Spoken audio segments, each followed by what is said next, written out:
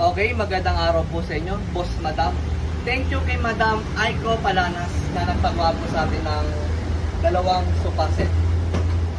Ito po yun. Sila Madam Aiko at ang asawa niya, bali napapanood po yung mga video vlog natin sa Facebook. Kaya nagtiwala po sila dito na nagpunta. Nagtiwala po sila at nagpunta po sila dito sa shop.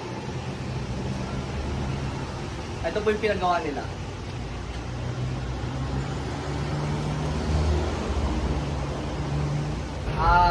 Okay po, sukatin po muna natin.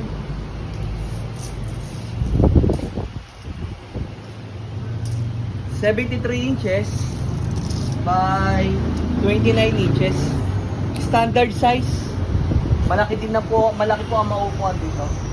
May dalawang kamay, naka fix na built-in, kaya wala pong alugan ng kamay na to, walang tanggalan. Okay, ito po ang pinili nilang gamitin na fabric, canvas fabric. Ito po ang choice ng napili nilang kulay. Number 4, ito po yung dark brown.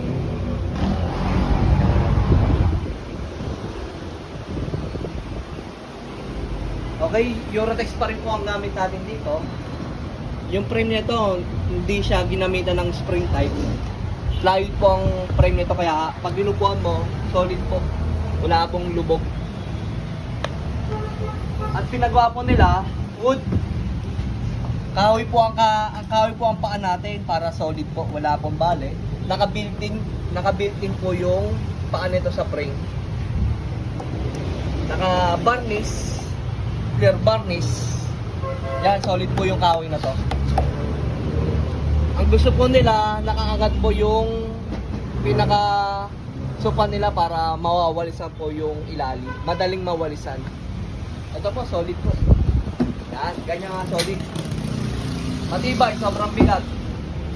Ibig sabihin po, quality po ang gawa nun. Ito po. Ito naman, pangalawang sofa. Sukatin natin. 57 inches ang sukat. Located din ito, ang sukat 29 inches. Yan. Okay, hindi po L-type ang pinagawa nila dahil yung sofa nito pag-iwalay nila ng pwesto. Okay, meron tong 6 na pillow, 6 pieces sa pillow, ganito kalaki. 18 by 18. Ani po ang kasamang pillow na to.